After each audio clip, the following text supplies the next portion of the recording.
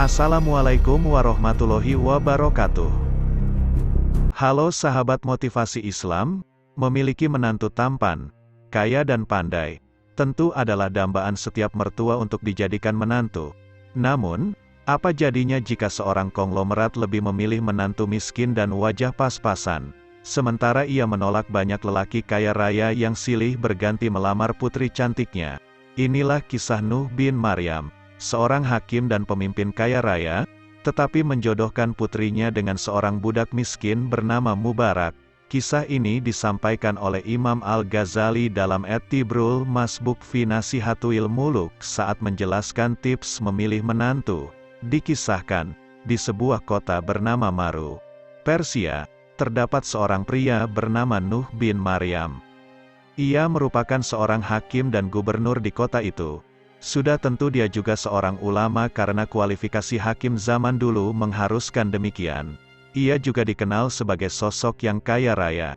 Nuh memiliki seorang putri berparas cantik dan memiliki karir yang bagus. Karena putrinya sudah perawan dan memasuki usia untuk menikah, Nuh berencana mulai mencarikannya pasangan.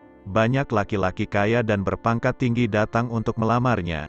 Namun, semua itu justru membuat Nuh bingung dan tidak terburu-buru memilih. Jika dia memilih salah satu lelaki itu, khawatir yang lain akan tersinggung. Aku bingung. Kalau memilih salah satu dari mereka, nanti yang lain akan tersinggung. Keluhnya, Nuh terus dalam kebingungan. Sementara putrinya sudah harus secepatnya dinikahkan karena sudah memasuki usia berumah tangga. Nuh memiliki seorang budak laki-laki yang sangat bertakwa berkebangsaan India bernama Mubarak. Ia adalah pria miskin yang tidak punya apa-apa. Nuh memiliki kebun yang sangat luas yang ia tanami berbagai macam pohon, buah-buahan, dan aneka tumbuhan.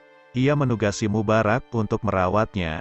Hingga 1 bulan berlalu, Nuh meminta Mubarak untuk memetikkan segenggam anggur untuknya. "Wahai Mubarak, petikkan aku segenggam anggur." "Baik, Tuan, segera saya ambilkan," jawab Mubarak patuh. Setelah segenggam anggur ia dapatkan, Mubarak memberikan kepada tuannya. Semua anggur yang ia petik ternyata masam. Nuh pun menyuruhnya memetik segenggam lagi.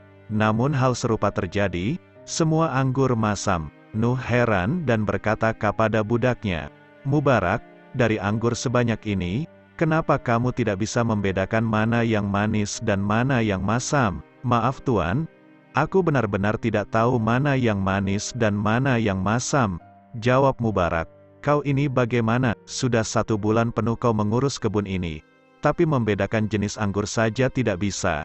"Benar Tuan, aku memang tidak bisa membedakan rasanya. Kau kan bisa mencicipinya agar tahu mana yang manis dan mana yang masam." "Maaf Tuan, engkau hanya memerintahkanku untuk menjaganya, bukan mencicipi. Aku tidak ingin mengkhianatimu." Mendengar jawaban Mubarak, Nuh tertegun dan tahu bahwa budaknya adalah lelaki yang cerdas dan memiliki moral luhur. "Wahai anak muda, aku sangat senang dengan prinsipmu.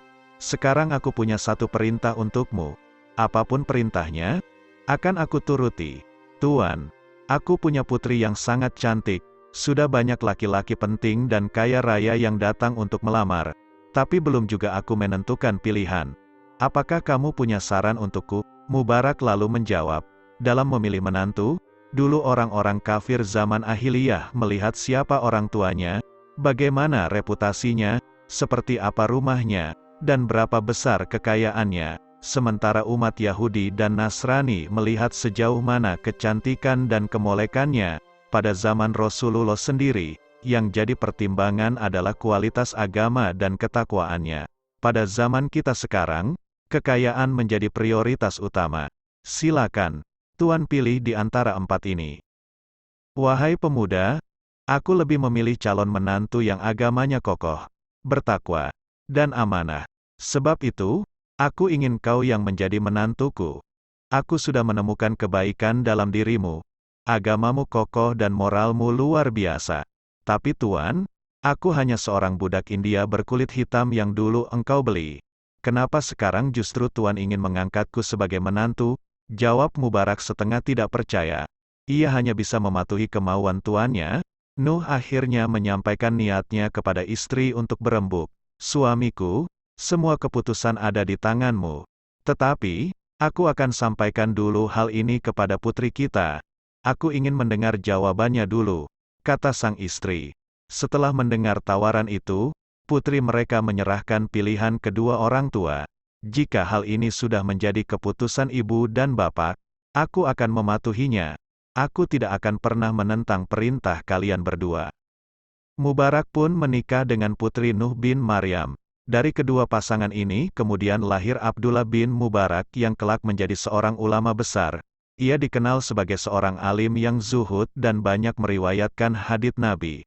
Namanya begitu harum dan sangat familiar dalam dunia intelektual Muslim. Sahabat motivasi Islam, itulah kisah lelaki miskin yang dapat istri cantik dan mertua konglomerat. Semoga bermanfaat bagi kita semua. Amin. Wassalamualaikum warahmatullahi wabarakatuh.